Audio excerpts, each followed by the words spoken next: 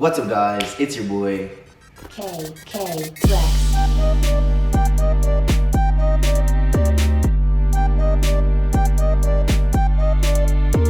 And welcome back to another one of my videos. So first off, I just wanted to say Merry Christmas, and I hope your 2019 is amazing. So Happy New Year to all of you guys, and thanks for watching my videos. So as you guys can see by the thumbnail and the product right in front of me, I'm going to be reviewing a new keyboard today. So this is Roli Songmaker Kit GarageBand Edition.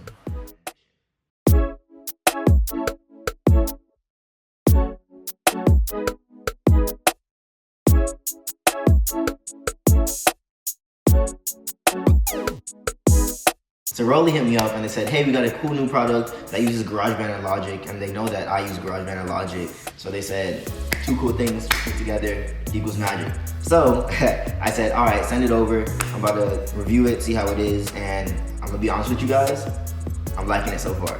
So let's get into the review and the tutorial of it. All right guys, so this is Roli Songmaker Kit GarageBand Edition for Mac.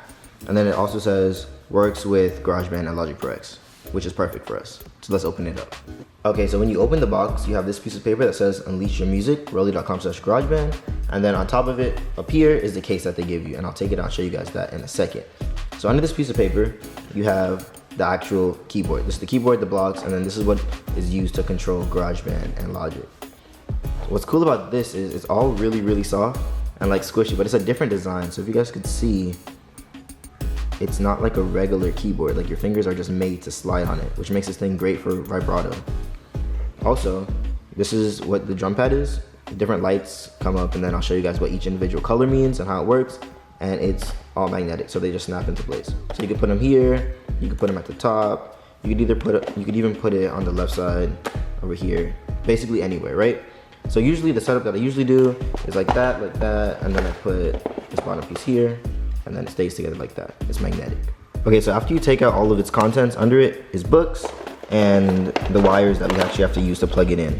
So I'm gonna use this wire to plug this in my computer with GarageBand open, and then I'll show you guys the cool carrying case that comes with it. But put that down, right? So this is the case. Has an R for Roli on it. Put it this way so y'all can see that. A little R, there we go, for Roli. And this whole thing is magnetic, and then on the inside of it, it's a really soft case. Let me see. Roli. Alright guys, so I have the Songmaker kit outside the box. I have it plugged in right here to my computer, which has GarageBand open. So let's start off with the keyboard itself, then we'll move on to both of the blocks. So let's start off with the keyboard itself. So a few things to show you guys. In order to turn it on, you have to go and look at the bottom of it. All right, let me focus on that button, that green light. All right, so that's what you guys have to press to turn it on, right? And then you'll know it's on because that light will be on, and there's a light on the side, right? Let me focus on that. There, right? Cool. So starting at the bottom, it's kind of like a pitch bend, but it just goes from, obviously if you start here and go here, it's gonna get higher. If you start from the right side, go left, it's gonna get lower. So for example, or if we get into the actual keys itself, it is pressure sensitive. So if you press it softly, if you press it hard, so it is pressure sensitive. And then also if you guys hold out a chord, I'm just gonna hold this real quick, move it up, it does change the velocity a little bit.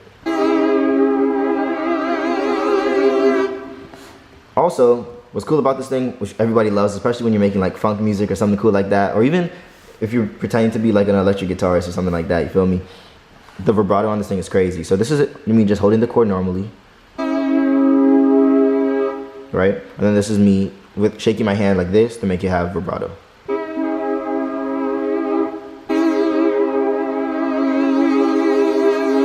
So this is just a normal piano, right? And if I'm gonna shake my hand, it's gonna bring the vibrato on.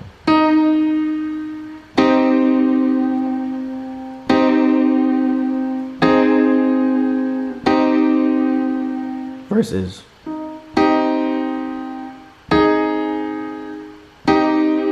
Okay guys, so on to the lightpad block. Obviously called lightpad because it's just lights. So it has several different modes, right? And this button right here does the different modes. So right now I have a piano open, and then I'm gonna open just a random drum kit real quick. and I put the screen right there. So bow, there's the screen. So right now, if I go to piano, you see that this changes. So this will be piano notes. And if you could see, I'll probably raise it closer to you guys a little bit. So if you guys could actually see it, put it up just a little bit. If you match the colors, it's the same thing in an octave. So I'll put this back down so you guys can see the screen. So this one should be the octave. See what I'm saying?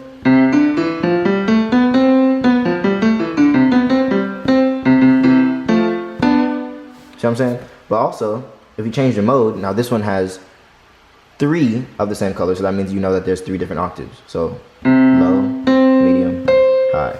And if you follow the actual notes, this will go up into the C scale.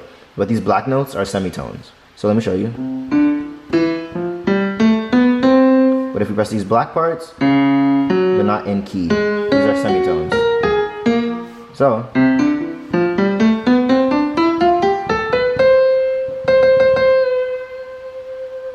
you could also do vibrato on those things, right? So that's pretty cool. That's what I thought was dope for me.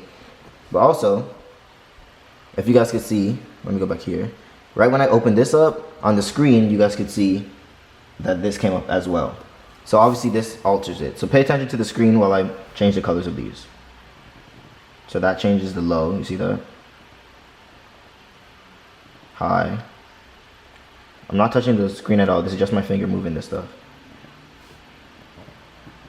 The dynamics part of it, you see? There should be delay, yeah. So you guys get the point. So this changes them, right? And then this is like, oh, sorry. This is the last one over here. The reverb. So it's 2 different sections depending on how many effects your GarageBand has. But that's just basically what it does. So I thought that was actually really dope. You don't even have to touch your mouse anymore. Just kind of do your thing if you want to affect it. So now, these buttons down here, I'm going to go into this more in depth, but I'm just going to press it and it changed the track to the drum sets, right? So now, let me show you guys. So usually on the drum sets, it's color coordinated like perfectly for the drums inside GarageBand and Logic Pro X. So usually red are the bass sounds, green are the snares, blue are usually the toms, and then yellowish orange and yellow and orange, I'll say it like that, are like the cymbals, hi-hats, etc. So there should be a kick, hey, right, snares and claps. You should be toms. And then these should be cymbals and hi-hats. So you make some cool stuff with this. So it's like a... So this was the 3x3 drum pads, but there's also 4x4 drum pads. The colors are still the same. But this comes more in handy if you are assigning kits to these different colors. So for example, you could be like, I could have 16 different sounds on one drum pad, or one, let me say, block. And it would like be amazing for you. So I like to use this one if I'm, I like to use this one if I'm just using the stock sounds, but if I'm actually assigning notes and assigning different beats to these, then that's why I use the 4x4. But as you guys can see, red is still bass, green is still the snares and the claps, and then orange and yellow are still gonna be the hi-hats and cymbals, and then toms and whatever. It's also pressure sensitive, as you can see.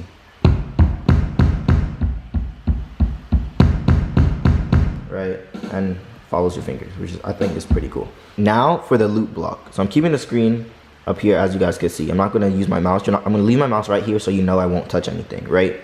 So if we're starting off with this button you are familiar with. I'll come closer a little bit so you can see it for real. There, so that's what it looks like. So if we're starting off top left. This changes the mode, as you guys can see. Every single time I had to switch this screen, all I had to do was press this button, and it changes it. So that's all that does. What this does is it makes you actually be able to like quote unquote master master what you're talking about. So like for these 3 tracks, the screen's right there. So this is the track that's selected, because you can see this little pink part over here. It means this is the track that's selected, or it might look white on camera, but it's kind of pink white. So look at the screen. I'm putting my drums all the way down, putting it all the way up, all the way down, all the way up. So that's what that does. So for example, if I want to select the next one, I just click it. Select the next one, I just click it. That's all that does. Basically, this thing's perfect for changing everything that you want without touching the mouse. So your hands never have to leave this position. So that's what that does, right? same thing. This is actually changing, if you guys can see, oh, I pointed to the screen. If you guys can see, next to the volume, right, this is changing the left and right side. So like if you're trying to spread certain parts of your songs, so like if you want the kicks to be on the left and the snares on the right, don't actually do that. That'll probably sound weird, but that's all this is doing. It's panning it left and right. All right, cool. So this is the metronome. So look at the top part of the screen. I'll move the mouse just so you can see what I'm talking about right here, right? So if I press this button, it's on, so that then it'll do a countdown. So look. But if I press it again, then press it, start it, it's off, right? So this is metronome. Okay, guys, so this button does the loop feature. This little yellow bar up here is looping. So you could also extend this, put it in as little as you want, or you can move it. So when you see me in my videos playing something and then it keeps looping, this is what I'm using. It's also this button right here, if you guys can see it on the screen. So I'm gonna record something in a second, and then I'm just gonna record something right now so I can show you how the rest of these buttons work with it. So this button right here is the record. So let me just record something kind of dumb on the piano. Let me turn on my metronome so I can stay on beat, right? Everything lights up when it's on. Let me put it there so you can see it. Hold on. There we go. So when it's on, it lights up. See what I'm saying? All right, cool. So let's record a little bit. So I'm gonna record, and then I'm gonna mess up, and I'll show you guys how to get rid of it. Like for example, if that happens, press that again, stop it. This button is start and stop. You see what I'm saying? So as you guys can see, when I press that blue button right there, it lights up blue. This is it just white, and then it's blue, right? So I'll put the screen back up. So when this button is lit up blue, and I press minus, it's an undo button. And if I press plus, it redoes it. You feel me? So that's what this does. That's what this back button is for, mainly. But also, if this is not lit up and you press these, it should go between tracks. So you see how it's on Evolving Shades right now? Now it's on Bluebird, something like that. You see? So it's going between tracks. So that's also what these buttons can do. So this really works perfectly with GarageBand and Logic Pro X. So let me show you this last feature right here. It's the Learn button. You press it and it gives you hints on wherever you want to move the mouse. So it shows you everything everywhere you go. So this is in GarageBand. So it works exactly the same in Logic. So if I open up Logic, as you guys can see down here, let's open up that real quick. This is when I try to make a T Grizzly type beat. I actually might film it soon, but regardless. So this is in Logic Pro X, as you guys can see, because if you look at the top corner right here, Logic Pro X. See? So basically it works exactly the same. So if I want to loop it, press the button. See, the yellow bar came on like immediately just from me pressing this button, right? If I want to play it, hey. Alright, hold on. Let me at least do myself right and put it at the right spot. So if I want to play it, it's just something simple. But now the metronome's in the way, so let me get that out the way, and then.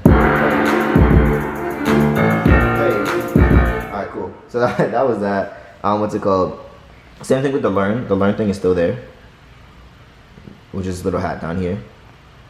Going in between tracks still works. You see what I'm saying? Pressing the plus to go all the way down, the minus to go all the way back. You feel me? The volume will still work, but you see for the volume, it selects the tracks here, and you can see they're going to be highlighted over here. So this one's highlighted, move up to this one, highlighted, that one highlighted, same thing. You can see the volume doing the exact same thing. So it works perfectly with GarageBand and with Logic Pro X. Alright guys, to end up this video, I just wanted to say thank you guys so much for rocking with me all the way up to this point. Hope you guys have an amazing 2019. I hope that's one of your best years yet. And I hope it's one of my best years yet too. I know that we're gonna grow together and we're gonna make some heat, get some connections, do everything this year. So I feel like it'll be a great year for all of us. So hope you guys have a great year, a safe year, a successful year, a healthy year. And I just hope you guys are the best. So KKREX out, and God bless. See you guys. KKREX.